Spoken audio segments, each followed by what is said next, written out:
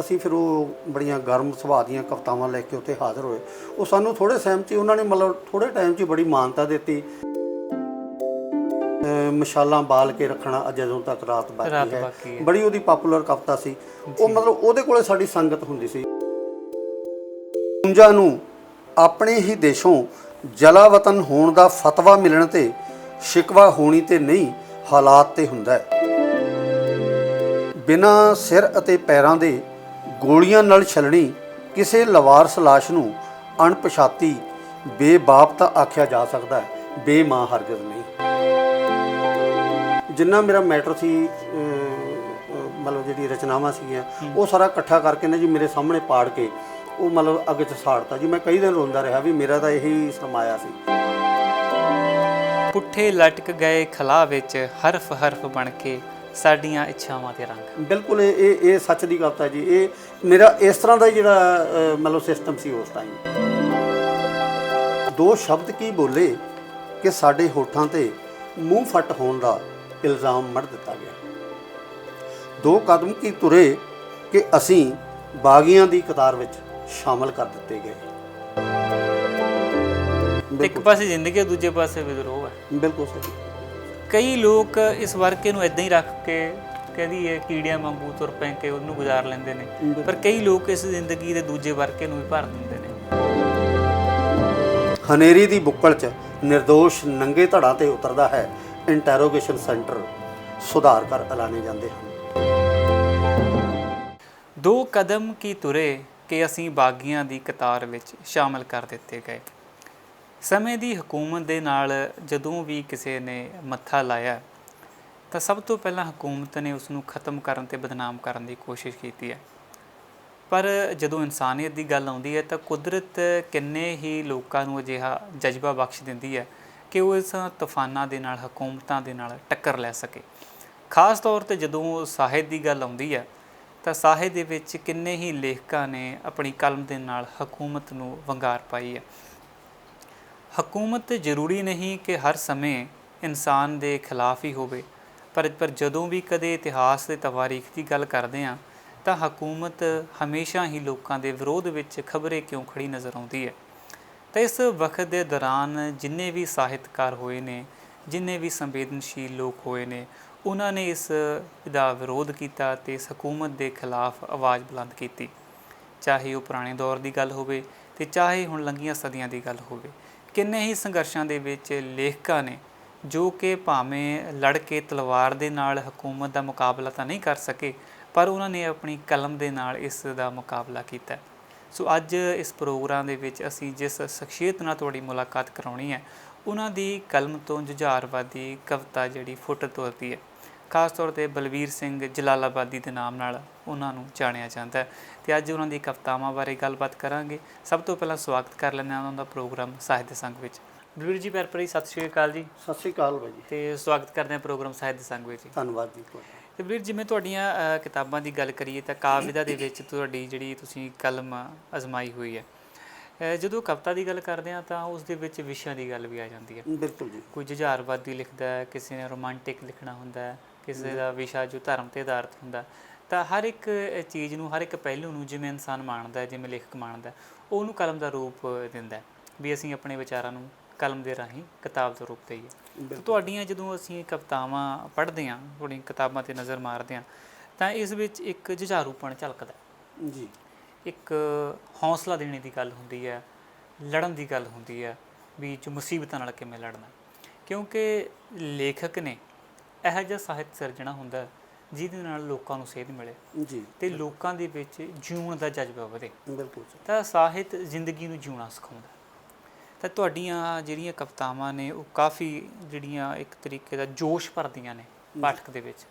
ਤਾਂ ਮੈਂ ਚਾਹੂੰਗਾ ਵੀ ਇਸ ਸਫ਼ਰ ਦੇ ਬਾਰੇ ਸਾਡੇ ਨਾਲ ਥੋੜ੍ਹੀ ਸ਼ਬਦਾਂ ਵਿੱਚ ਥੋੜ੍ਹੀ ਸਾਂਝ ਪਾਓ, ਫਿਰ ਤੁਹਾਡੀਆਂ ਬਾਕੀ ਕਿਤਾਬਾਂ ਬਾਰੇ ਵੀ ਆਪਾਂ ਰਚਨਾਵਾਂ ਵੀ ਸੁਣਾਂਗੇ, ਗੱਲਬਾਤ ਕਰਾਂਗੇ। ਅਤੇ ਸਫ਼ਰ ਕਦ ਤੋਂ ਸ਼ੁਰੂ ਹੁੰਦਾ ਕਲਮ ਦਾ? ਇਹ ਕਰਨਵੀਰ ਜੀ, ਮੈਂ ਮੋਗੇ ਪੜ੍ਹਦਾ ਸੀ ਜੀ। ਪਹਿਲਾਂ ਸਕੂਲ ਅਤੇ ਉਸ ਤੋਂ ਬਾਅਦ ਹਾਇਰ ਸੈਕੰਡਰੀ ਨੋਨ ਮੈਡੀਕਲ। ਪਿੰਡ ਤੋਂ ਉੱਠ ਕੇ ਸ਼ਹਿਰ 'ਚ ਆ ਕੇ ਇੱਕਦਮ ਮਾਹੌਲ ਵੀ ਬਦਲ ਜਾਂਦਾ ਹੈ ਜੀ। ਉੱਥੇ ਪੜ੍ਹਦਿਆਂ ਮੈਂ ਜ਼ਿਆਦਾ ਸਾਡੇ ਉਸ ਟਾਈਮ 79-80 ਦੇ ਵਿੱਚ ਮੋਗੇ ਲੋਕ ਘੋਲ ਬਹੁਤ ਚੱਲਦੇ ਸੀਗੇ।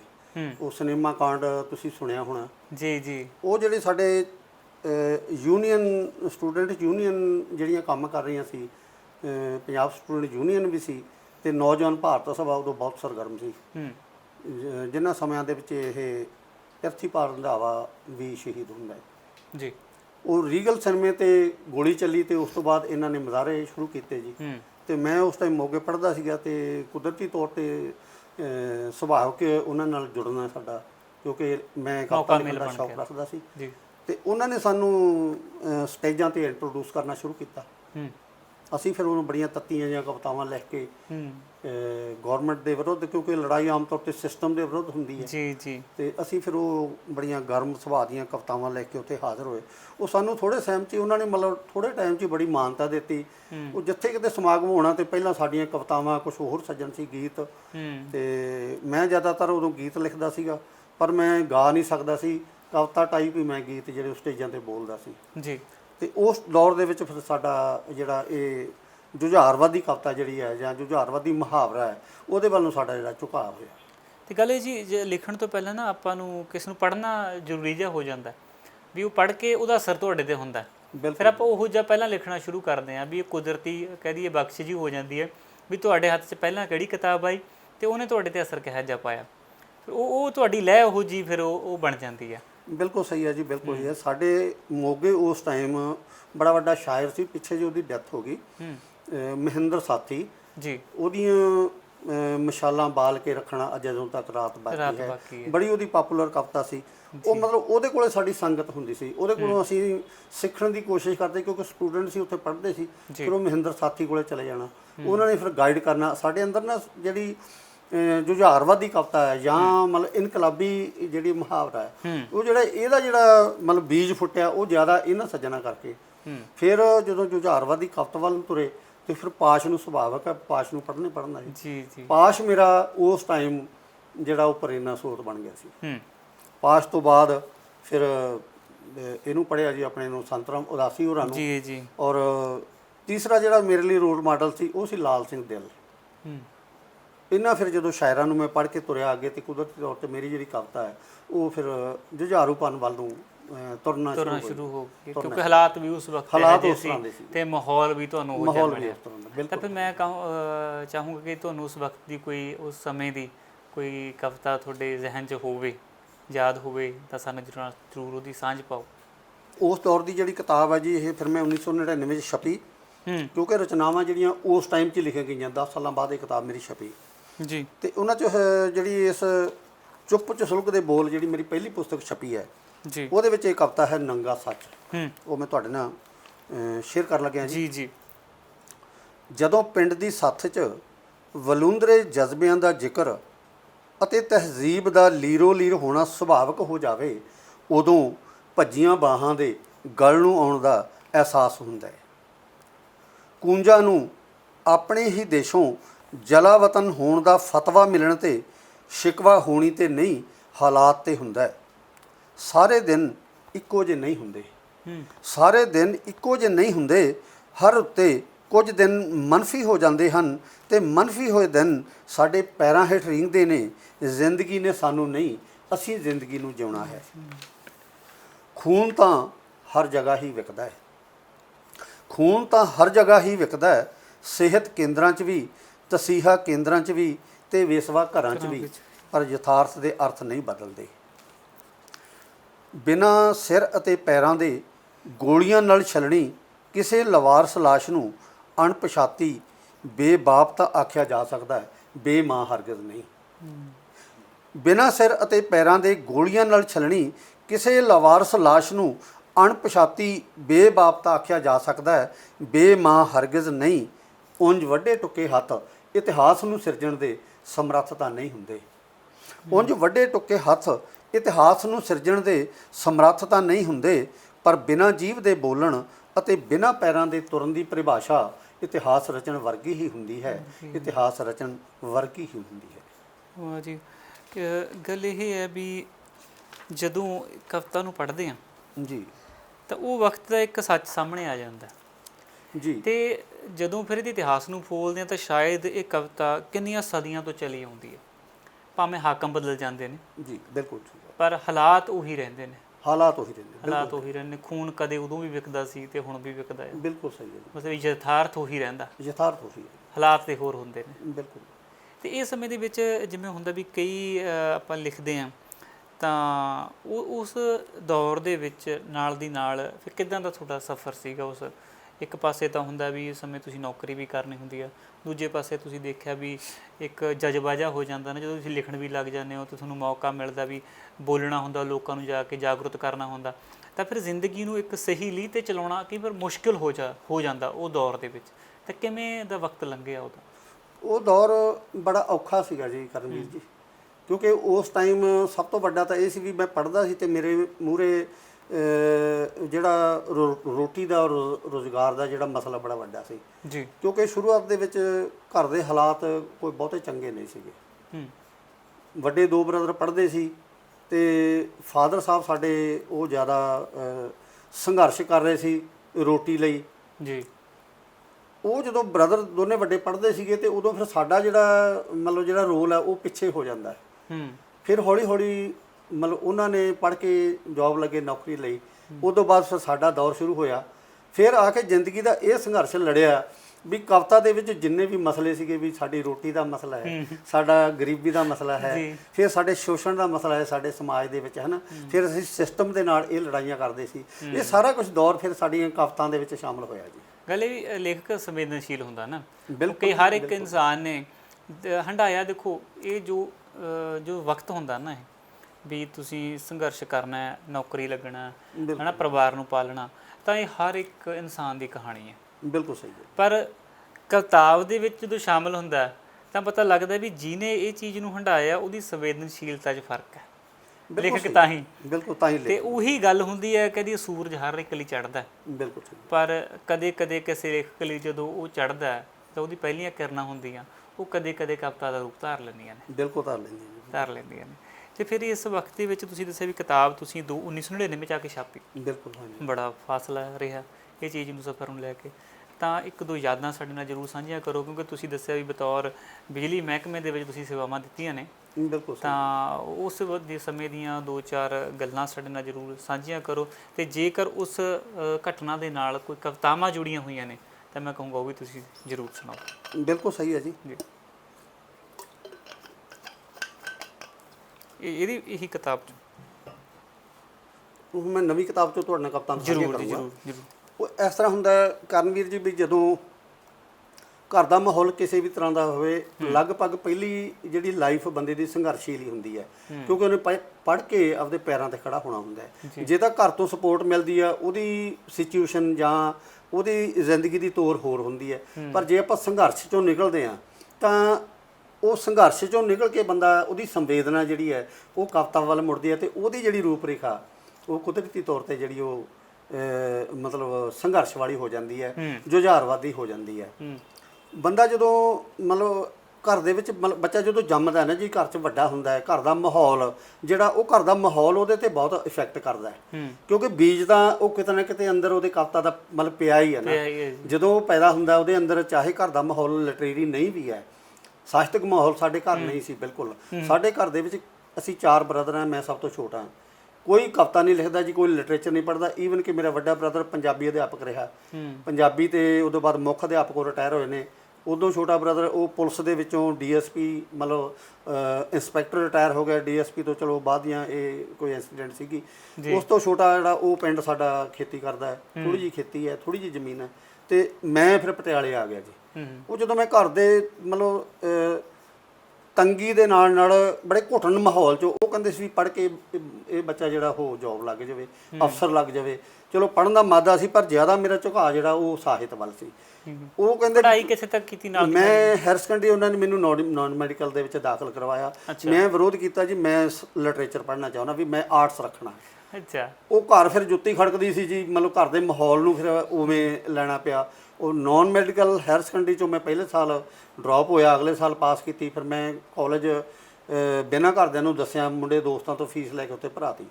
ਫਿਰ ਮੈਨੂੰ ਐਂ ਲੱਗਿਆ ਵੀ ਜੇ ਮੈਂ ਇਦਾਂ ਚੋਰੀ ਕੰਮ ਕਰਦਾ ਰਹੂੰਗਾ ਵੀ ਇਹ ਘਰ ਦਾ ਮਾਹੌਲ ਬਹੁਤ ਤਣਾਅਪੂਰਨ ਹੋ ਜਾਊਗਾ। ਮੈਂ ਉੱਥੋਂ ਛੱਡ ਕੇ ਨਾ ਜੀ ਮੋਗੇ IT ਦੇ ਵਿੱਚ ਐਡਮਿਸ਼ਨ ਲੈ ਲਈ। ਉੱਥੋਂ ਇੰਡੋਰਸਮੈਂਟ ਟ੍ਰੇਡ ਦੇ ਵਿੱਚ ਮੈਂ ਡਿਪਲੋਮਾ ਕਰ ਲਿਆ ਜੀ। ਉਹ ਤੋਂ ਬਾਅਦ ਕੁਦਰਤੀ ਇਹ 1986 ਦੇ ਵਿੱਚ ਮੇਰੀ ਪਟਿਆਲੇ ਪੋਸਟਿੰਗ ਹੋ ਗਈ। ਜਦੋਂ ਮੈਂ ਪਟਿਆਲੇ ਆਇਆ, ਇੱਥੇ ਪਟਿਆਲੇ ਦਾ ਜਿਹੜਾ ਮਾਹੌਲ ਇੱਕਦਮ ਜਿਹੜਾ ਸਾਨੂੰ ਲਿਟਰੇਰੀ ਮਿਲਿਆ ਜੀ, ਕਲਚਰਲ ਐਂਡ ਲਿਟਰੇਰੀ। ਭੰਗੜਾ ਮੈਂ ਸ਼ੁਰੂ ਤੋਂ ਜਾਣਦਾ ਸੀ, ਇੱਥੇ ਆ ਕੇ ਫਿਰ ਮੈਂ ਸਾਡੇ ਬਖਸ਼ੀਸ਼ ਬੱਗਾ ਭੰਗੜੇ ਦਾ ਕੋਚ ਹੁੰਦਾ ਸੀ, ਉਹਦੇ ਨਾਲ ਭੰਗੜੇ ਦੇ ਗਰੁੱਪ 'ਚ ਜੁੜਿਆ। ਮੈਂ ਤਾਂ ਹੀ ਪਿੱਛੇ ਤਸਵੀਰਾਂ ਦੇਖ ਰਿਹਾ ਸੀ ਤੇ ਮੋਢੇ ਮੈਂ ਮਾਈ ਡਾਂਗ ਚੱਕੀ ਹੋਈ ਹੈ। ਹਾਂਜੀ ਹਾਂ। ਫਿਰ ਅਸੀਂ ਨਾਰਥ ਜ਼ੋਨ ਵੱਲੋਂ ਔਰ PSCB ਵੱਲੋਂ ਅਸੀਂ ਜਿਹੜੇ ਇੰਟਰ ਸਟੇਟ ਬਹੁਤ ਟ੍ਰਿਪ ਲਾਏ, ਭੰਗੜੇ ਦੀਆਂ ਪਰਫਾਰਮੈਂਸਾਂ ਲਗਾਤਾਰ ਦਿੰਦੇ ਰਹੇ। ਨਾਲ ਮੈਂ ਥੀਏਟਰ ਦੇ ਨਾਲ ਜੁੜਿਆ। ਮਤਲਬ ਜਿਸ ਟਾਈਮ ਮੈਂ ਥੀਏਟਰ ਤੇ ਭੰਗੜੇ ਨਾਲ ਜੁੜਿਆ ਵੀ ਮੇਰੀ ਜਿਹੜੀ ਕਵਿਤਾ ਉਹ ਕਾਫੀ ਪਿੱਛੇ ਚਲੀ ਗਈ। ਭੰਗੜੇ ਦੀ ਪਰਫਾਰਮੈਂਸ ਦੇਣੀ ਬੜਾ ਜੋਸ਼ ਦਾ ਕੰਮ ਹੁੰਦਾ, ਥੱਕ ਜਾਂਦਾ ਸੀ ਤੇ ਲਿਟਰੇਚਰ ਨਾ ਪੜ੍ਹਿਆ ਗਿਆ ਤੇ ਨਾ ਹੀ ਲਿਖਿਆ ਗਿਆ। ਮੈਂ ਲਗਭਗ 1996-97 ਤੱਕ ਫਿਰ ਮੈਂ ਇਹ ਭੰਗੜਾ ਪੂਆ ਪਾ ਕੇ ਮੈਂ ਇਹਨੂੰ ਘਟਾ ਕੇ ਫਿਰ ਮੈਂ ਕਵਿਤਾ ਜ਼ਿਆਦਾ ਮੁੜਿਆ। ਜਿਹੜੀਆਂ ਪੁਰਾਣੀਆਂ ਕਵਿਤਾਵਾਂ ਸੀ ਉਹਨਾਂ ਨੂੰ ਸੈੱਟ ਕੀਤਾ। ਫਿਰ ਇਹ ਪੁਸਤਕ ਛਪੀ। ਉਸ ਤੋਂ ਬਾਅਦ ਫਿਰ ਅਗਲੀ ਪੁਸਤਕ ਜਿਹੜੀ ਮੇਰੀ 12, 13, 14 ਸਾਲਾਂ ਬਾਅਦ 99 ਤੋਂ 15 ਸਾਲਾਂ ਬਾਅਦ ਇਹ ਪੁਸਤਕ ਜਿਹੜੀ ਹੈ ਮਾਨਵਤਾ ਗੈਰ। ਤੇ ਹੁਣ ਤੱਕ ਫਿਰ ਕਿੰਨੀਆਂ ਕਿਤਾਬਾਂ ਤੁਸੀਂ ਦੇ ਚੁੱਕੇ ਹੋ? 2 ਕਿਤਾਬਾਂ ਮੇਰੀਆਂ ਸਿਰਫ ਛਪੀਆਂ ਕਰਨਵੀਰ ਜੀ। ਪਹਿਲੀ ਕਵਿਤਾ ਜਿਹੜੀ ਅਸੀਂ ਉਹ ਚੁੱਪ 'ਚ ਸੁਲਗਦੇ ਬੋਲ ਜੀ, ਉਹਨਾਂ ਨੂੰ ਉਸ ਪੁਸਤਕ ਨੂੰ ਵੀ ਕਾਫੀ ਹੁੰਗਾਰਾ ਮਿਲਿਆ। ਤੇ ਦੂਸਰੀ ਜਿਹੜੀ ਮੇਰੀ ਪੁਸਤਕ 2014 'ਚ ਛਪੀ ਹੈ, ਇਹ 15 'ਚ ਵੀ ਨਾਲ ਛਪੀ ਹੈ, 2 ਵਾਰ ਛਪੀ ਹੈ, ਮਾਨਵਤਾ ਗੈਰ ਹਾਜ਼ਰ ਹੈ। ਇਹਨੂੰ ਲੋਕਾਂ ਨੇ ਬਹੁਤ ਸਤਿਕਾਰ ਦਿੱਤਾ ਜੀ, ਬਹੁਤ ਮਾਣ ਦਿੱਤਾ ਹੈ। ਤੇ ਇਹ ਤੋਂ ਬਿਨਾਂ ਹੋਰ ਜਿਹੜੀ ਤੁਸੀਂ ਉਹ ਵਿੱਚ ਇਕੱਠੀਆਂ ਵੀ ਛਾਪੀਆਂ ਨੇ? ਹਾਂ, ਇਕੱਠੀਆਂ ਵੀ, ਕਿਉਂਕਿ ਨਾਲ ਫਿਰ ਮੈਂ ਕਵਿਤਾ ਨਾਲ ਪੂਰੀ ਤਰ੍ਹਾਂ ਜੁੜ ਗਿਆ ਸੀ। ਫਿਰ ਇੱਥੇ ਸਾਡਾ ਜਿਹੜਾ ਸਰਕਲ ਸੀ ਇਸ ਤਰ੍ਹਾਂ ਦਾ, ਕੁਛ ਸਾਡੇ ਹਿੰਦੀ ਦੇ ਦੋਸਤ ਸੀ ਜਾਂ ਉਰਦੂ 'ਚ ਲਿਖਦੇ ਸੀ, ਹਿੰਦੀ 'ਚ ਲਿਖਦੇ ਸੀ। ਫਿਰ ਉਹਨਾਂ ਦੇ ਨਾਲ ਕੁਛ ਇੱਦਾਂ ਦਾ ਪ੍ਰਭਾਵ ਬਣਿਆ ਵੀ ਆਪਾਂ ਹਿੰਦੀ 'ਚ ਛਾਪਿਆ ਜਾਵੇ। ਉਹ ਫਿਰ ਜਿਹੜੀਆਂ ਆਪਣੀਆਂ ਜਿਹੜੀਆਂ ਰਚਨਾਵਾਂ ਸੀ, ਕੁਛ ਸੱਜਣਾ ਮਿੱਤਰਾਂ ਨੇ ਜਿਹੜੀਆਂ ਉਹ ਟਰਾਂਸਲੇਟ ਹਿੰਦੀ 'ਚ ਕੀਤੀਆਂ ਜੀ, ਉਹ ਮੈਂ ਨਾਲ ਉਹਨਾਂ ਨੂੰ ਸਹਿ ਸੰਪਾਦਕ ਦੇ ਤੌਰ 'ਤੇ ਫਿਰ ਉਹ ਜਿਹੜੀਆਂ ਪੁਸਤਕਾਂ 3 ਛਾਪੀਆਂ ਜੀ। ਮੁੱਖ ਤੌਰ 'ਤੇ ਮੈਂ ਪੰਜਾਬੀ ਦੀ ਕਵਿਤਾ ਨਾਲ ਹੀ ਜੁੜਿਆ ਰਿਹਾ। ਪੰਜਾਬੀ ਦੀ ਕਵਿਤਾ ਖਾਸ ਤੌਰ 'ਤੇ ਸਾਰੀ ਚੀਜ਼ ਜਿਹੜੀ ਤੁਹਾਡੀ ਆ ਜੁਝਾਰੂਵਾਦ ਦੇ ਵਿੱਚੋਂ ਉਹ ਜੁਝਾਰੂ, ਹਾਂ, ਜੁਝਾਰਵਾਦੀ ਜਿਹੜੀ ਜੁਝਾਰਵਾਦੀ ਕਵਿਤਾ ਉਹ ਪੰਜਾਬੀ 'ਚ ਆ ਜਾਂਦੀ ਹੈ। ਤੇ ਬਲਵੀਰ ਜੀ ਫਿਲਹਾਲ ਸਮਾਂ ਸਾਡੇ ਕੋਲ ਇੱਕ ਨਿੱਕੇ ਜਿਹੇ ਬ੍ਰੇਕ ਦਾ, ਤੇ ਤੁਹਾਤੋਂ ਹੁਣ ਬਾਰ-ਬਾਰ ਹੋਰ ਸੁਣਦੇ ਹਾਂ ਤੁਹਾਡੀਆਂ ਕਵਿਤਾਵਾਂ। ਫਿਲਹਾਲ ਇੱਕ ਨਿੱਕਾ ਜਿਹਾ ਬ੍ਰੇਕ ਰਹਿ ਗਿਆ ਸੀ। ਸੋ ਬਣੇ ਰਹੋ ਵਿਜ਼ਨ ਪੰਜਾਬ ਦੇ ਨਾਲ। ਜਲਦ ਹਾਜ਼ਰ ਹੁੰਦੇ ਇੱਕ ਨਿੱਕੇ ਜਿਹੇ ਬ੍ਰੇਕ ਤੋਂ ਬਾਅਦ।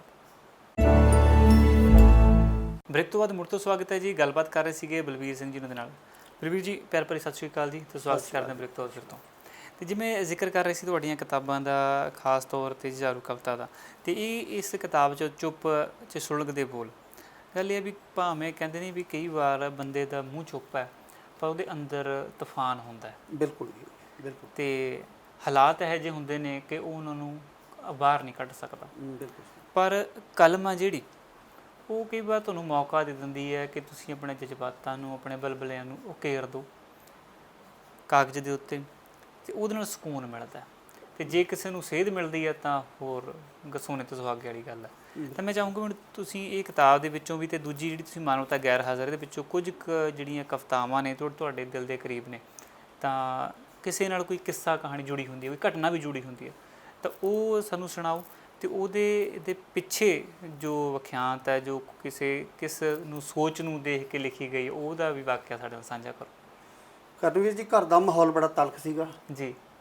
ਚੁੱਪ 'ਚ ਸੁਲਗਦੇ ਬੋਲ ਦਾ ਜਿਹੜਾ ਮੁਹਾਵਰਾ ਉੱਥੇ ਹੀ ਮੈਨੂੰ ਮਿਲਿਆ ਵੀ ਉਹ ਕਹਿੰਦੇ ਤੂੰ ਲਿਖਣਾ ਨਹੀਂ, ਮਤਲਬ ਕਵਿਤਾ ਨਹੀਂ ਲਿਖਣੀ, ਗੀਤ ਨਹੀਂ ਲਿਖਣਾ। ਮੈਂ ਗੀਤਾਂ ਤੋਂ ਸ਼ੁਰੂ ਕੀਤਾ ਸੀ। ਉਹਦਾ ਕਾਰਨ ਸੀ ਵੀ ਮੈਂ ਹਾਇਰ ਸੈਕੰਡਰੀ ਦੇ ਵਿੱਚੋਂ ਡਰੋਪ ਹੋ ਗਿਆ ਸੀਗਾ।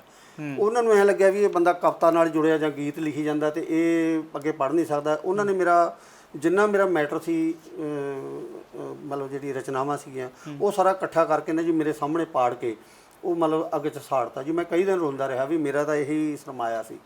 ਫਿਰ ਉਹ ਇਹਦਾ ਬਿਟਵੀਨ, ਕਿਉਂਕਿ ਮੈਂ ਮਤਲਬ ਉਹਨਾਂ ਦਾ ਵਿਰੋਧ ਨਹੀਂ ਮੈਂ ਬਹੁਤਾ ਕਰ ਸਕਦਾ ਸੀ, ਵੱਡੇ ਸੀ, ਕਿਉਂਕਿ ਮੈਂ ਰੋਟੀ ਦੇ ਜੇ ਜੁਗਾੜ 'ਚ ਨਹੀਂ ਸੀ ਹੋਇਆ। ਇਸ ਕਰਕੇ ਫਿਰ ਜਦੋਂ ਮੈਨੂੰ ਮਤਲਬ ਮੈਂ ਪਟਿਆਲੇ ਆਇਆ ਤੇ ਇਹ ਫਿਰ ਜਿਹੜੀ ਮੇਰੇ ਅੰਦਰ ਸਾਗਰ ਸੀ, ਇੱਕ ਖੋਲ ਦਾ ਸਮੁੰਦਰ ਸੀਗਾ ਜਾਂ ਅੰਦਰ ਭਾਂਬੜ ਸੀ ਇੱਦਾਂ ਦਾ ਮਚਲਦਾ, ਉਹ ਫਿਰ ਚੁੱਪ ਦੇ ਰੂਪ ਦੇ ਵਿੱਚ ਬੈਠਾ ਹੋਇਆ ਸੀ। ਤੇ ਉਹ ਫਿਰ ਜੀ ਮੈਂ ਨਾਲ ਹੀ ਇੱਕ ਜ਼ਿਕਰ ਕੁਝ ਲਾਈਨ ਇੱਕ ਮੇਰੇ ਸਾਹਮਣੇ ਆਈ ਹੈ, ਪੁੱਠੇ ਲਟਕ ਗਏ ਖਲਾਅ ਵਿੱਚ ਹਰਫ ਹਰਫ ਬਣ ਕੇ ਸਾਡੀਆਂ ਇੱਛਾਵਾਂ ਦੇ ਰੰਗ। ਬਿਲਕੁਲ ਇਹ ਸੱਚ ਦੀ ਕਵਿਤਾ ਜੀ। ਇਹ ਮੇਰਾ ਇਸ ਤਰ੍ਹਾਂ ਦਾ ਜਿਹੜਾ ਮਤਲਬ ਸਿਸਟਮ ਸੀ ਉਸ ਟਾਈਮ, ਇਹ ਅੰਦਰੋਂ ਇਹ ਕਵਿਤਾ ਇਸੇ ਤਰ੍ਹਾਂ ਹੀ ਨਿਕਲੀ ਸੀ, ਵੇਦਨਾ ਬਣ ਕੇ। ਤਾਂ ਜੀ ਸੁਣਾਓ ਫਿਰ ਇਹਦੇ ਵਿੱਚੋਂ ਕੁਝ ਸਾਨੂੰ, ਕਦੀ ਹੋਰ ਇੱਕ ਕਵਿਤਾ ਹੋ ਜਾਵੇ ਤੁਹਾਡੀ ਆਵਾਜ਼ ਵਿੱਚ। ਬਿਲਕੁਲ ਜੀ, ਮੈਂ ਇਸੇ ਕਿਤਾਬ 'ਚੋਂ ਇੱਕ ਕਵਿਤਾ ਹੋਰ ਤੁਹਾਡੇ ਨਾਲ ਸਾਂਝੀ ਕਰਦਾ ਜੀ। ਇਹ ਮੇਰੇ ਸੇ ਜੇ ਇਸ ਪੁਸਤਕ ਦੀ ਪਹਿਲੀ ਕਵਿਤਾ ਹੈ ਯਥਾਰਥ। ਦੋ ਸ਼ਬਦ ਕੀ ਬੋਲੇ ਕਿ ਸਾਡੇ ਹੋਠਾਂ ਤੇ ਮੂੰਹ ਫੱਟ ਹੋਣ ਦਾ ਇਲਜ਼ਾਮ ਮੜ ਦਿੱਤਾ ਗਿਆ। ਦੋ ਕਦਮ ਕੀ ਤੁਰੇ ਕਿ ਅਸੀਂ ਬਾਗੀਆਂ ਦੀ ਕਤਾਰ ਵਿੱਚ ਸ਼ਾਮਲ ਕਰ ਦਿੱਤੇ ਗਏ। ਖੋਹ ਲਿਆ ਵਰਜਿਤ ਸਮਿਆਂ ਨੇ ਸਾਡੇ ਮੱਥਿਆਂ ਦਾ ਚਿੰਤਨ।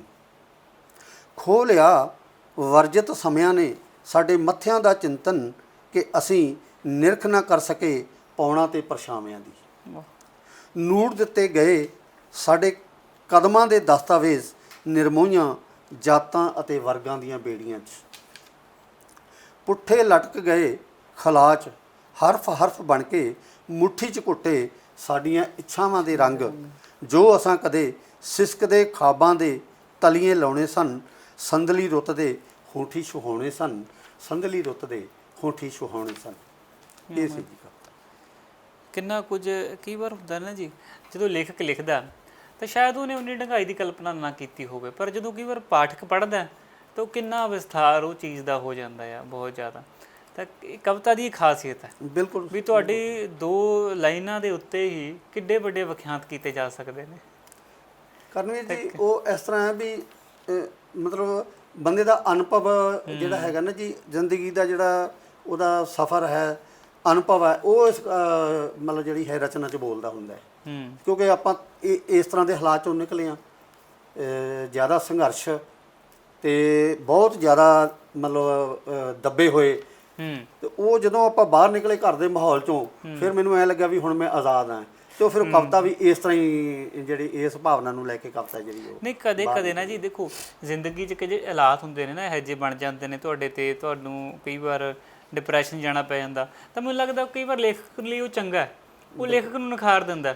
ਜੇ ਤੁਹਾਡੀਆਂ ਸ਼ਾਇਦ ਕਿਤਾਬਾਂ ਨਾ ਸਾੜੀਆਂ ਜਾਣ ਤਾਂ ਲੇਖਕ ਦੇ ਲਈ ਨਵੀਂ ਕਵਿਤਾ ਨਾ ਬਣੇ, ਨਹੀਂ ਬਣਦੀ। ਬਿਲਕੁਲ ਸਹੀ ਹੈ ਜੀ। ਕਹਿੰਦੇ ਨੇ ਖੁਸ਼ੀ ਦੀ ਕਵਿਤਾ ਬਹੁਤ ਲੋਕ ਘੱਟ ਪੜ੍ਹਦੇ ਨੇ, ਦੁਨੀਆ ਤਾਂ ਗਮ ਦੀ ਜ਼ਿੰਦਗੀ ਹੈ, ਅਤੇ ਜਿਹੜਾ ਜ਼ਿਆਦਾ ਗਮ ਲਿਖਦਾ ਸ਼ਾਇਦ ਉਹ ਜ਼ਿਆਦਾ ਮਸ਼ਹੂਰ ਹੋ ਜਾਂਦਾ। ਬਿਲਕੁਲ ਹੈ ਨਾ ਜੀ। ਤਾਂ ਕਿੰਨੀ ਸੋਹਣੀ ਤੁਹਾਡੀ ਕਹਾ ਹੋਰ ਵਿੱਚ ਸਾਹਮਣੇ ਮੇਰੇ ਆ ਗਈ। ਸ਼ਬਦ ਸ਼ਬਦ ਨਿਰੇ ਸ਼ਬਦ ਕੋਸ਼ ਦਾ ਹੀ ਸ਼ਿੰਗਾਰ ਨਹੀਂ ਹੁੰਦੇ ਜੀ। ਸ਼ਬਦ ਨਿਰੇ ਸ਼ਬਦ ਕੋਸ਼ ਦਾ ਹੀ ਸ਼ਿੰਗਾਰ ਨਹੀਂ ਹੁੰਦੇ। ਕੁਝ ਸ਼ਬਦ ਚਿੰਤਨ ਚਮਕਦੇ ਨੇ ਅਤੇ ਕੁਝ ਖਾਬਾਂ 'ਚ ਜਗਦੇ ਨੇ ਜੀ। ਕੁਝ ਸ਼ਬਦ ਬੜੇ ਸੂਖਮ ਹੁੰਦੇ ਨੇ, ਪਲਕ ਝਪਕਣ 'ਤੇ ਜੋ ਵਹਿ ਤੁਰਦੇ ਨੇ ਹੰਝੂ ਬਣ ਕੇ।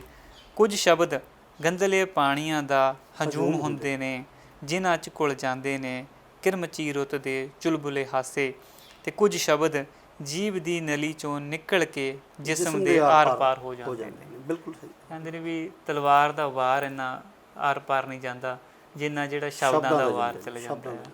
ਅਤੇ ਬੜਾ ਖੂਬਸੂਰਤ ਤੁਸੀਂ ਕਵਿਤਾਵਾਂ ਲਿਖੀਆਂ ਨੇ। ਅਤੇ ਫਿਰ ਇਹਦੀ ਜੇਕਰ ਗੱਲ ਕਰੀਏ ਤਾਂ ਕਿਸੇ ਜਦੋਂ ਤੁਸੀਂ ਅਕਸਰ ਜਾਂਦੇ ਹੋ ਨਾ ਕਿਸੇ ਸੰਮੇਲਨ ਦੇ ਵਿੱਚ, ਤਾਂ ਕੁਝ ਰਚਨਾਵਾਂ ਤੁਹਾਡੀਆਂ ਬੜੀਆਂ ਮਕਬੂਲ ਹੋ ਜਾਂਦੀਆਂ ਨੇ ਜੀ। ਤਾਂ ਉਹ ਹਰ ਵਾਰ ਤੁਹਾਨੂੰ ਕਿਹਾ ਜਾਂਦਾ ਜੀ ਹਾਂਜੀ ਬਲਵੀਰ ਜੀ ਆਹ ਸੁਣਾਓ ਜੀ। ਅਤੇ ਇੱਕ ਅੱਧੀ ਮੈਂ ਜ਼ਰੂਰ ਚਾਹੂੰਗਾ ਕਿ ਉਹ ਵੀ ਸਾਡੇ ਨਾਲ ਤੁਸੀਂ ਜ਼ਰੂਰ ਸਾਂਝ ਪਾਓ ਇਹਦੇ ਵਿੱਚ ਹੋਰ ਕਿਤਾਬ 'ਚੋਂ। ਆ ਦੂਜੀ ਕਿਤਾਬ 'ਚ ਤੁਸੀਂ ਸੁਣਾਓ। ਇਹਦੇ 'ਚ ਤਾਂ ਬਹੁਤ ਸਾਰੀਆਂ ਕਵਿਤਾਵਾਂ ਜਿਹੜੀਆਂ ਲੋਕਾਂ ਨੇ ਇਹਦੇ ਬਾਰੇ ਸਾਨੂੰ ਹਾਂਜੀ ਥੋੜ੍ਹੀ ਜਾਣਕਾਰੀ ਦਿਓ ਕਿਤਾਬ ਦੇ ਬਾਰੇ, ਕਿ ਤੁਸੀਂ ਦੱਸਿਆ 2000 ਕਿੰਨੇ 'ਚ ਛਪੀ ਸੀ ਇਹ 2014 'ਚ 14 ਦੇ ਵਿੱਚ, 1998 ਦੇ ਵਿੱਚ ਪਹਿਲੀ ਅਤੇ 2014 ਦੇ ਵਿੱਚ 15-16 ਸਾਲ ਦਾ ਜਿਹੜਾ ਵਕਫਾ ਹੋ ਗਿਆ। ਅਤੇ ਕਿੰਨੀਆਂ ਫਿਰ ਇਹ 'ਚ ਕਵਿਤਾਵਾਂ ਤੁਸੀਂ ਲਿਖੀਆਂ ਨੇ? ਇਹਦੇ 'ਚ ਵੀ ਲਗਭਗ 40 ਕੁ ਕਵਿਤਾਵਾਂ ਹੈਗੀਆਂ ਜੀ ਇਹ 'ਚ ਜੀ।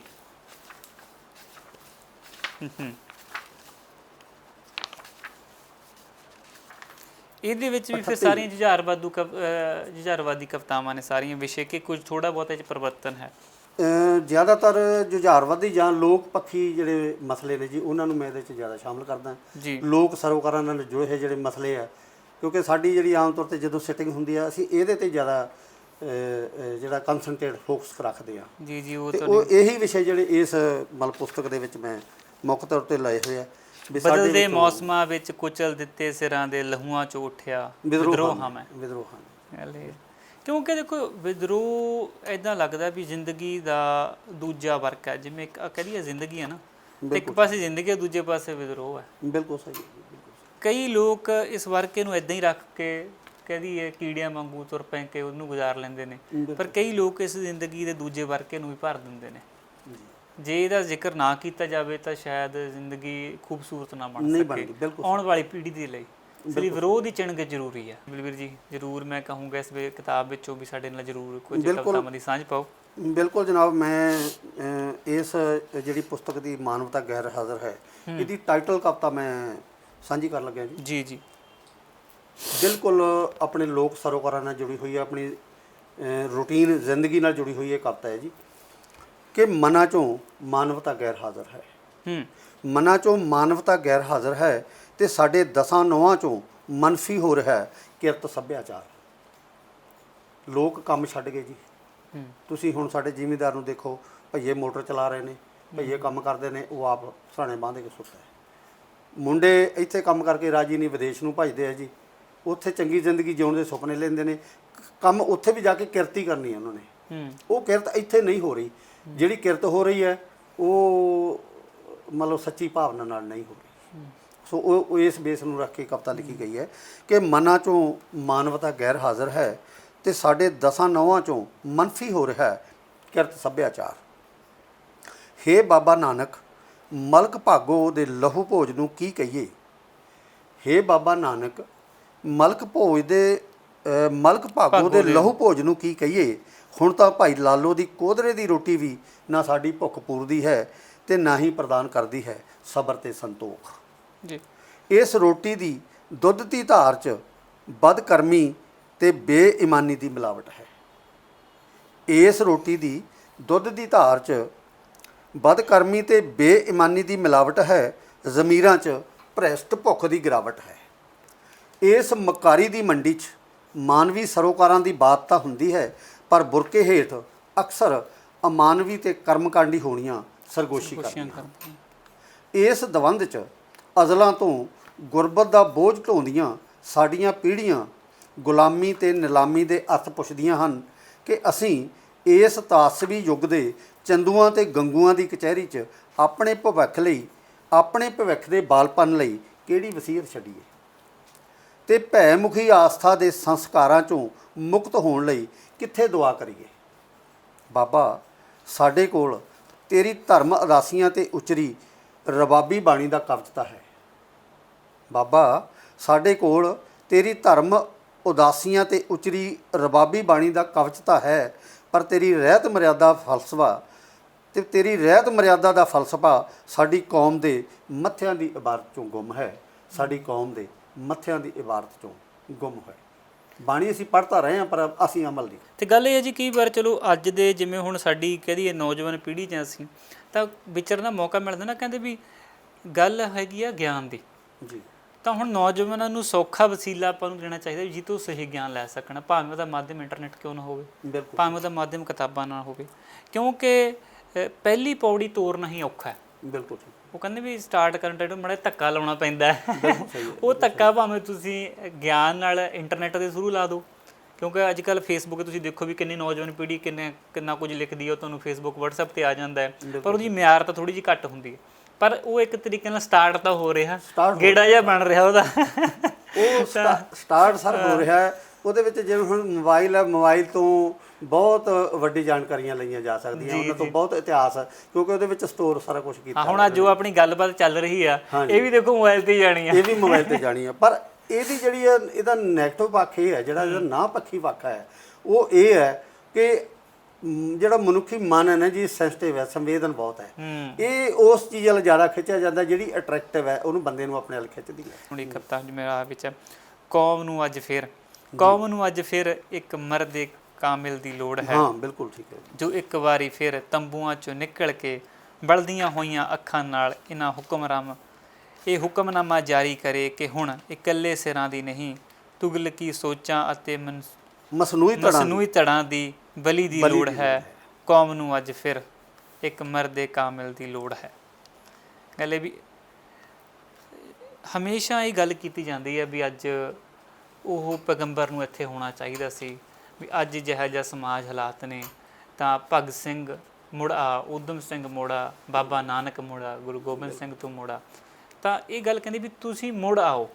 ਉਹ ਤਾਂ ਆਪਣੀ ਸੋਚ ਦੇ ਕੇ ਚਲੇ ਗਏ, ਚਲੇ ਗਏ, ਫਿਰ ਮੁੜ ਕੇ ਕਿਹਨੇ ਆਉਣਾ? ਨਹੀਂ ਹੋਣਾ, ਬਿਲਕੁਲ।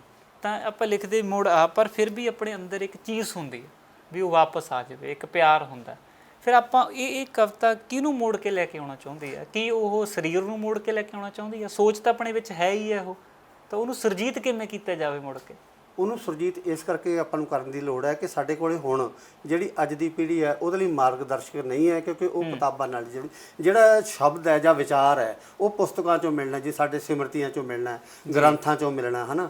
ਉਹ ਅਸੀਂ ਉਹ ਪੜ੍ਹ ਨਹੀਂ ਰਹੇ ਕਿਉਂਕਿ ਅਸੀਂ ਪਾਠਕ ਨਹੀਂ ਰਹੇ। ਜਿਹੜਾ ਬੰਦੇ ਦਾ ਮਨ ਹੈ ਉਹ ਪਾਠਕ ਨਹੀਂ ਰਿਹਾ, ਉਹ ਮਤਲਬ ਇੱਕ ਮਿਰਗ ਤ੍ਰਿਸ਼ਨਾ ਵਾਂਗੂ, ਜਿਵੇਂ ਆਪਾਂ ਪਹਿਲਾਂ ਗੱਲ ਕੀਤੀ ਮੀਡੀਆ ਦੇ ਮਗਰ ਤੁਰਿਆ ਫਿਰਦਾ, ਉਹ ਇਹੀ ਸਮਝਦਾ ਵੀ ਮੇਰਾ ਇਹੀ ਸੰਸਾਰ ਹੈ। ਅਸਲ ਵਿੱਚ ਜਿਹੜੀ ਬੰਦੇ ਨੂੰ ਮਤਲਬ ਜਿਹੜਾ ਮਾਰਗਦਰਸ਼ਕ ਮਿਲਣਾ ਹੈ, ਉਹਨੂੰ ਜਿਹੜੀ ਅਗਵਾਈ ਮਿਲਣੀ ਆ ਉਹ ਕਿਤਾਬਾਂ 'ਚੋਂ ਸ਼ਬਦ 'ਚੋਂ ਮਿਲਣੀ। ਤੇ ਜੇ ਸ਼ਬਦ ਨੂੰ ਆਪਾਂ ਪੜ੍ਹਾਂਗੇ ਤੇ ਤਾਂ ਹੀ ਅਸੀਂ, ਚਾਹੇ ਉਹ ਚੰਗਾ ਲਿਟਰੇਚਰ ਹੈ ਤੇ ਚਾਹੇ ਸਾਡੇ ਸਿਮਰਤੀ ਗ੍ਰੰਥ ਨੇ, ਚਾਹੇ ਸਾਡੇ ਜਿਹੜੇ ਰਹਿਬਰ ਪੀਰ ਪੈਗੰਬਰ ਨੇ ਉਹਨਾਂ ਦੇ ਵਿਚਾਰ ਹੈ ਜਿਹੜੇ ਸਾਡੇ ਬਾਣੀ 'ਚ ਦਰਜ ਨੇ, ਗ੍ਰੰਥਾਂ 'ਚ ਦਰਜ ਨੇ, ਉਹ ਤਾਂ ਹੀ ਸੰਭਵ ਹੋ ਸਕਦਾ ਵੀ ਜੇ ਅਸੀਂ ਇੱਕ ਨਿਰਪੱਖ ਪਾਠਕ ਹੋ ਕੇ ਉਹਨਾਂ ਨੂੰ ਪੜ੍ਹਾਂਗੇ ਤੇ ਅਸੀਂ ਉਹਦਾ ਪ੍ਰਭਾਵ ਜਿਹੜਾ ਕਬੂਲਾਂਗੇ ਆਪਦੇ ਮਨ ਦੇ ਵਿੱਚ। ਤਾਂ ਇਹ ਗੱਲ ਹੈ ਜੀ, ਚਲੋ ਵਧੀਆ ਚੀਜ਼ ਪਈ ਹੈ ਤੁਹਾਡੇ, ਤੁਸੀਂ ਪੜ੍ਹਦੇ ਹੋ ਨਾ, ਤਾਂ ਆਪਣੇ ਆਪ ਉਹ ਪ੍ਰਭਾਵ ਛੱਡ ਜਾਂਦੀ ਹੈ। ਪਰ ਸਮੱਸਿਆ ਅਸੀਂ ਪੜ੍ਹ ਨਹੀਂ ਰਹੇ, ਸਮੱਸਿਆ ਇਹੀ ਹੈ, ਪੜ੍ਹ ਨਹੀਂ ਰਹੇ, ਪੜ੍ਹਨੀ ਪਾਠਕ ਨਹੀਂ ਬਣ ਰਹੇ। ਗੱਲ ਹੈ ਜੀ। ਤੇ ਬਲਵੀਰ ਜੀ, ਮੈਂ ਚਾਹੂੰਗਾ ਕਿ ਆਪਾਂ ਪ੍ਰੋਗਰਾਮ ਦੀ ਸਮਾਪਤੀ ਕਰੀਏ ਤੇ ਇੱਕ ਇਹ ਤੋਂ ਪਹਿਲਾਂ ਇੱਕ ਕਵਿਤਾ ਤੁਸੀਂ ਹੋਰ ਸਾਡੇ ਨਾਲ ਜ਼ਰੂਰ ਉਹਦੀ ਸਾਂਝ ਪਾਓ। ਇੱਕ ਕਵਿਤਾ ਕਰਨਵੀਰ ਜੀ, ਦਹਿਸ਼ਤ ਦੇ ਮਾਹੌਲ ਵਾਲੀ ਜਦੋਂ ਨਕਸਲਵਾੜੀ ਲਹਿਰ ਸੀ ਚੱਲਦੀ, ਉਹ ਫਿਰ ਮੈਂ ਲਿਟਰੇਚਰ ਪੜ੍ਹਿਆ ਜੀ ਲੋਕਾਂ ਦਾ, ਬੜੀ ਉਹ ਸੰਤੁਲਿਤ ਲਹਿਰ ਸੀ, ਪਰ ਉਹਦਾ ਟਰਨ ਕਿਸੇ ਹੋਰ ਪਾਸੇ ਨੂੰ ਚਲੀ ਗਈ, ਉਹਦਾ ਗਲਤ ਲਾਹਾ ਸਾਡੇ ਸਿਆਸਤਦਾਨਾਂ ਨੇ ਲੈ ਲਿਆ। ਉਸ ਦੌਰ ਨੂੰ ਮੈਂ ਸਾਹਮਣੇ ਰੱਖ ਕੇ ਇੱਕ ਕਵਿਤਾ, ਛੋਟੀ ਜਿਹੀ ਕਵਿਤਾ ਲਿਖੀ ਹੈ ਜੀ, 5-7 ਲਾਈਨਾਂ ਦੀ ਕਵਿਤਾ ਹੈ, ਬੇੜੀਆਂ। ਮੁਮਕਿਨ ਨਹੀਂ ਚੇਤਨਾ ਦਾ ਬੇੜੀਆਂ 'ਚ ਬੰਨ੍ਹੇ ਜਾਣਾ, ਮੁਮਕਿਨ ਨਹੀਂ ਚੇਤਨਾ ਦਾ ਬੇੜੀਆਂ 'ਚ ਬੰਨ੍ਹੇ ਜਾਣਾ, ਬੇੜੀਆਂ 'ਚ ਸਿਰਫ ਮਨੁੱਖ ਬੰਨ੍ਹੇ ਜਾ ਸਕਦੇ ਹਨ। ਬੇੜੀਆਂ ਗੁਲਾਮ ਸੋਚਾਂ ਦਾ ਪ੍ਰਤੀਕ ਵੀ ਹੁੰਦੀਆਂ ਨੇ, ਜਿਨ੍ਹਾਂ 'ਚੋਂ ਅਕਸਰ ਸੰਕੀਰਨਤਾ ਦੀ ਬੋ ਆਉਂਦੀ ਹੈ। ਗੁਸਤਾਖ ਸ਼ਬਦਾਂ ਦੇ ਉਹਦੇ ਹੋਣ 'ਤੇ, ਗੁਸਤਾਖ ਸ਼ਬਦਾਂ ਦੇ ਉਹਦੇ ਹੋਣ 'ਤੇ ਜਦੋਂ ਸੂਰਜ ਦੀ ਟਿੱਕੀ ਦਾ ਰੰਗ ਲਾਲੀ 'ਚ ਬਦਲਦਾ ਹੈ, ਟਿਕੀ ਹੋਈ ਰਾਤ 'ਚ ਟਟੀਰੀ ਦੀ ਆਵਾਜ਼ ਟੱਲੀਆਂ ਬਣਦੀ ਹੈ, ਲਹਿੰਦੇ ਦੀ ਵੱਖੀ 'ਚੋਂ ਅਵਾਰਾ ਕੁੱਤਿਆਂ ਦੇ ਰੋਣ ਦੀਆਂ ਆਵਾਜ਼ਾਂ ਦਿਲ ਨੂੰ ਹੌਲ ਪਾਉਂਦੀਆਂ ਨੇ, ਤਾਂ ਬੇੜੀ ਦੀਆਂ ਕੜੀਆਂ ਦਾ ਆਕਾਰ ਸੁੰਗਣ ਲੱਗਦਾ ਹੈ। ਫਿਰ ਤੰਗਦਿਲੀ ਦਾ ਫਲਸਫਾ ਹਨੇਰੀ ਦੀ ਬੁੱਕਲ 'ਚ ਨਿਰਦੋਸ਼ ਨੰਗੇ ਧੜਾਂ 'ਤੇ ਉਤਰਦਾ ਹੈ। ਇੰਟੈਰੋਗੇਸ਼ਨ ਸੈਂਟਰ ਸੁਧਾਰ ਕਰ ਐਲਾਨੇ ਜਾਂਦੇ ਹਨ, ਇੰਟੈਰੋਗੇਸ਼ਨ ਸੈਂਟਰ ਸੁਧਾਰ ਕਰ ਐਲਾਨੇ ਜਾਂਦੇ ਹਨ। ਜਦੋਂ ਸਾਡੀ ਬਹੁਤ ਸਾਰੇ ਯੂਥ ਨੂੰ ਇਹਨਾਂ ਐਨਕਾਊਂਟਰਾਂ ਦੇ ਵਿੱਚ ਮਾਰਿਆ ਜੀ, ਆਪਣੇ ਮੋਢਿਆਂ ਦੀਆਂ ਫੀਤੀਆਂ ਜੀ ਤੇ ਕਹਿ ਦਈਏ ਮੋਢਿਆਂ ਦੇ ਤਾਰਿਆਂ ਨੂੰ ਵਧਾਉਣ ਦੇ ਲਈ, ਤਾਰਿਆਂ ਨੂੰ ਵਧਾਉਣ, ਕਿੰਨੇ ਹੀ ਮਾਵਾਂ ਦੇ ਪੁੱਤਾਂ ਨੂੰ ਜਿਹੜਾ ਤਾਰੇ ਬਣਾ ਦਿੱਤਾ ਗਿਆ। ਇਹ ਵੀ ਬੜਾ ਚੰਗਾ ਲੱਗਿਆ ਤੁਹਾਡੇ ਨਾਲ ਗੱਲ ਕਰਕੇ, ਤੁਹਾਡੀਆਂ ਰਚਨਾਵਾਂ ਨੂੰ ਸੁਣ ਕੇ। ਉਮੀਦ ਕਰਦਾ ਕਿ ਦਰਸ਼ਕਾਂ ਨੇ ਵੀ ਪੂਰਾ ਇਸ ਨੂੰ ਮਾਣਿਆ ਹੋਵੇਗਾ। ਗੱਲ ਇਹ ਹੈ ਵੀ ਗੱਲ ਸੱਚਾਈ ਦੀ ਹੈ ਜੀ, ਇਹ ਦਰਦ ਨੂੰ ਆਪਾਂ ਨੂੰ ਸਮਝਣਾ ਵੀ ਚਾਹੀਦਾ, ਤੇ ਜਿਹੜਾ ਇੱਕ ਜਜ਼ਬਾ ਹੈ ਉਹ ਹਰ ਇੱਕ 'ਚ ਪੈਦਾ ਹੋਣਾ ਚਾਹੀਦਾ। ਤੇ ਲਿਟਰੇਚਰ ਜਿਹੜਾ ਆਪਾਂ ਕਿਤਾਬ ਪੜ੍ਹਦੇ ਹਾਂ, ਕੋਈ ਵੀ ਰਚਨਾਵਾਂ ਪੜ੍ਹਦੇ ਹਾਂ, ਤੇ ਇਹ ਹੈ ਵੀ ਉਹੀ ਪੜ੍ਹੀ ਜਾਵੇ ਜਿਹੜੀ ਤੁਹਾਨੂੰ ਜ਼ਿੰਦਗੀ 'ਚ ਸੇਧ ਦੇ ਸਕਦੀ ਹੈ। ਇਹ ਲਿਖਿਆ ਤਾਂ ਬਹੁਤ ਕੁਝ ਪਿਆ, ਬਿਲਕੁਲ, ਤੇ ਲੇਖਕਾਂ ਤੋਂ ਵੀ ਉਮੀਦ ਕਰੀਏ ਭਾਈ ਵਧੀਆ ਲਿਖੋ, ਇਕੱਲੀ ਕਿਤਾਬਾਂ ਦੀ ਗਿਣਤੀ ਨਾ ਵਧਾਈਏ ਜੀ, ਜੇ ਲਿਖੀਏ ਤਾਂ ਉਹ ਲਿਖੀਏ, ਥੋੜਾ ਲਿਖੋ ਪਰ ਵਧੀਆ ਲਿਖੋ। ਤੇ ਬੜਾ ਚੰਗਾ ਲੱਗਿਆ ਤੁਹਾਡੇ ਨਾਲ ਗੱਲਬਾਤ ਕਰਕੇ, ਤੇ ਬਹੁਤ ਬਹੁਤ ਸ਼ੁਕਰੀਆ ਸਮਾਂ ਦੇਣ ਦੇ ਲਈ, ਬਹੁਤ ਬਹੁਤ ਧੰਨਵਾਦ। ਬਹੁਤ ਬਹੁਤ ਧੰਨਵਾਦ ਤੁਹਾਡਾ ਵੀ ਕਰਨ ਜੀ। ਸੋ ਅੱਜ ਦੇ ਪ੍ਰੋਗਰਾਮ ਦੇ ਵਿੱਚ ਗੱਲਬਾਤ ਕੀਤੀ ਬਲਵੀਰ ਜਲਾਲਾਬਾਦੀ ਜੀ ਉਹਨਾਂ ਦੇ ਨਾਲ, ਜਿਨ੍ਹਾਂ ਨੇ ਆਪਣੀਆਂ ਜੁਝਾਰੂ ਕਵਿਤਾਵਾਂ ਸਾਡੇ ਨਾਲ ਸਾਂਝੀਆਂ ਕੀਤੀਆਂ। ਭਾਵੇਂ ਲਿਖਣ ਦਾ ਸਫ਼ਰ ਕਾਫੀ ਲੰਮਾ ਸੀ, ਤੇ ਹਾਲੇ ਤੱਕ ਤਕਰੀਬਨ 2 ਦੇ ਕਰੀਬ ਕਿਤਾਬਾਂ ਉਹਨਾਂ ਦੀਆਂ ਪਬਲਿਸ਼ ਹੋ ਚੁੱਕੀਆਂ ਨੇ, ਤੇ ਤੀਜੀ ਕਿਤਾਬ ਜਲਦ ਦਰਸ਼ਕਾਂ ਦੇ, ਪਾਠਕਾਂ ਦੇ ਸਾਹਮਣੇ ਆਵੇਗੀ। ਜਦੋਂ ਉਹਨਾਂ ਦੀਆਂ ਕਵਿਤਾਵਾਂ ਸੁਣਦੇ ਹਾਂ, ਉਹਨਾਂ ਦੀ ਜ਼ਿੰਦਗੀ ਦੇ ਸੱਚ ਨੂੰ ਸੁਣਦੇ ਹਾਂ, ਤਾਂ ਲੱਗਦਾ ਕਿ ਹਰ ਸਮੇਂ ਇਨਸਾਨ ਸੰਘਰਸ਼ ਵਿੱਚ ਰਹਿੰਦਾ, ਤੇ ਇਸ ਸੰਘਰਸ਼ ਨੂੰ ਜਿਉਣਾ ਹੀ ਮਨੁੱਖ ਦੀ ਫਿਤਰਤ ਹੈ। ਤੇ ਜੇਕਰ ਤੁਹਾਡੇ ਅੰਦਰ ਵਲਵਲੇ ਹਨ, ਤੁਹਾਨੂੰ ਕਦੇ ਵੀ ਨਿਰਾਸ਼ ਨਹੀਂ ਹੋਣਾ ਚਾਹੀਦਾ। ਇੱਕ ਜੁਝਾਰੂ ਬਣ ਕੇ ਇਹਨਾਂ ਹਾਲਾਤਾਂ ਦੇ ਨਾਲ ਤੁਹਾਨੂੰ ਲੜਨਾ ਚਾਹੀਦਾ, ਤੇ ਉਹ ਹੌਸਲਾ ਤੁਹਾਨੂੰ ਕਲਮ ਤੋਂ ਆਉਂਦਾ, ਹਾਲਾਤਾਂ ਤੋਂ ਮਿਲਦਾ, ਤੇ ਤੁਹਾਡੀ ਜ਼ਿੰਦਗੀ ਦੇ ਸਫ਼ਰ ਤੋਂ ਮਿਲਦਾ। ਸੋ ਕਾਫੀ ਸੋਹਣੀਆਂ ਕਵਿਤਾਵਾਂ, ਜੁਝਾਰੂਵਾਦੂ ਕਵਿਤਾਵਾਂ ਉਹਨਾਂ ਸਾਡੇ ਨਾਲ ਸਾਂਝੀਆਂ ਕੀਤੀਆਂ। ਉਮੀਦ ਕਰਦਾ ਕਿ ਦਰਸ਼ਕਾਂ ਨੇ ਵੀ ਇਸ ਪੂਰੀ ਗੱਲਬਾਤ ਨੂੰ ਮਾਣਿਆ ਹੋਵੇਗਾ। ਸੋ ਇਸੇ ਤਰ੍ਹਾਂ ਇੱਕ ਨਵੇਂ ਪ੍ਰੋਗਰਾਮ ਦੇ ਵਿੱਚ, ਇੱਕ ਹੋਰ ਸਾਹਿਤ ਦੇ ਸੰਗ ਪ੍ਰੋਗਰਾਮ ਦੇ ਵਿੱਚ ਤੁਹਾਡੇ ਸਾਹਮਣੇ ਹਾਜ਼ਰ ਹੋਵਾਂਗੇ। ਜਦ ਤੱਕ ਮੈਨੂੰ ਕਰਨਵੀਰ ਸਿੰਘ ਨੂੰ ਦਿਓ ਇਜਾਜ਼ਤ। ਤੁਸੀਂ ਬਣੇ ਰਹੋ ਵਿਜ਼ਨ ਪੰਜਾਬ ਦੇ ਨਾਲ, ਹਰ ਕਦਮ ਤੁਹਾਡੇ ਨਾਲ। ਸਤਿ ਸ਼੍ਰੀ ਅਕਾਲ।